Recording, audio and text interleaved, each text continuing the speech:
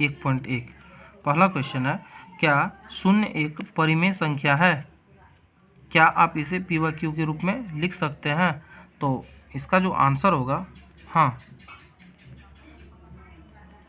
0 जो है, शून्य जो है वो एक परिमेय संख्या है। क्यों? क्योंकि शून्य को 0/1 के रूप में लिख सकते हैं, अर्थात पी व क्यू के रूप में लिख सकते हैं, जहाँ पर पी बराबर 0 होगा और क्यू बराबर 0 नहीं हो रहा है, वो 1 हो रहा है। ठीक है, 0 नहीं होना चाहिए। परिमेय संख्या की जो शर्त है वो है कि परिमेय संख्या पी व क्यू के रूप में लिखा जाता है, जहाँ पर क्यू जो है ना वो 0 के बराबर नहीं होना चाहिए। तो इस शर्त को, इस टर्म को फुलफिल कर रहा है, इसीलिए 0 जो है वो एक परिमेय संख्या होगा। ठीक है, अगर दूसरे क्वेश्चन पे चलें तो 3 और 4 के बीच में 6 परिमेय संख्या पूछ रहा है।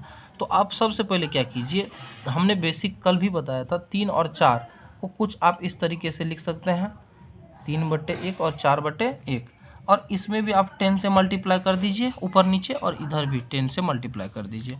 इस तरीके से क्वेश्चन बनेगा।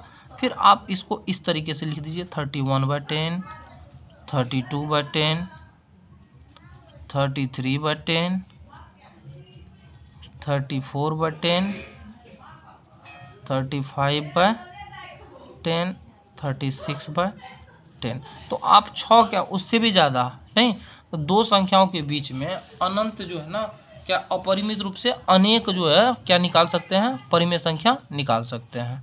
यहाँ 6 था जो इस तरीके से बना सकते हैं। तीसरा क्वेश्चन कह रहा है 3/5 और 4/5 के बीच में 5 परिमेय संख्या निकालने के लिए 3/5 और कितना, 4/5 के बीच में। फिर वही कंसेप्ट लगाना है, आप न्यूमरेटर और डेनोमिनेटर में 10 से मल्टीप्लाई कीजिए, और इस तरीके से आप लिख सकते हैं।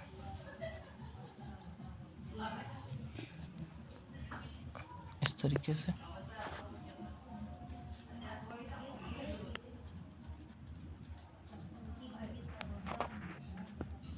तरीके से और ये आपका क्या हो गया, आंसर हो गया। ठीक है, अब कुछ क्वेश्चंस है जिसमें चेक करना है कथन को सत्य है कि असत्य है।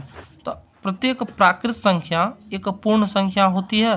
प्राकृत संख्या के ग्रुप में गिनती की संख्या आती है, 1 2 3 ऐसे करते हुए इनफाइनाइट तक, और पूर्ण संख्या के ग्रुप में 0 के साथ सारे नेचुरल नंबर्स आते हैं, प्राकृत संख्या आते हैं। तो पहला क्वेश्चन है, प्रत्येक प्राकृत संख्या क्या एक पूर्ण संख्या होगा? बिल्कुल सही है, सभी प्राकृत संख्या पूर्ण संख्या होगा, यह सत्य है। ठीक है, दूसरा कह रहा है प्रत्येक पूर्णांक एक पूर्ण संख्या होती है। प्रत्येक पूर्णांक जो होता है वो क्या होता है? तो पूर्णांक के बारे में हम लोग जानते हैं, यह जो है ना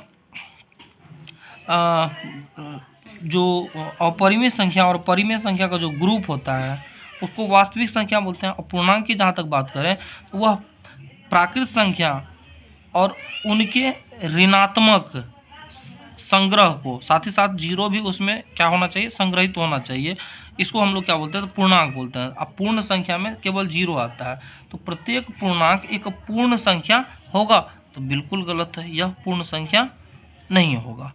तीसरा कह रहा है प्रत्येक परिमेय संख्या एक पूर्ण संख्या होती है। प्रत्येक परिमेय संख्या एक पूर्ण संख्या होगा? बिल्कुल नहीं होगा। ठीक है, क्यों? परिमेय संख्या पी व क्यू के रूप में लिखते हैं। पूर्णांक में पूर्ण संख्या में क्या होता है कि आपको 0 के साथ सारे नंबर्स होने चाहिए। इसमें जो है जो भी होगा, जैसे मान के चलिए अगर हम लोग लिखें 3/5, तो यह एक परिमेय संख्या होगा, लेकिन इसको अगर हम लोग करें तो यह डेसिमल में आएगा 0.6, और 0.6 जो है वो पूर्ण संख्या नहीं है, इसीलिए यह गलत हो जाएगा। ठीक है, असत्य हो जाएगा।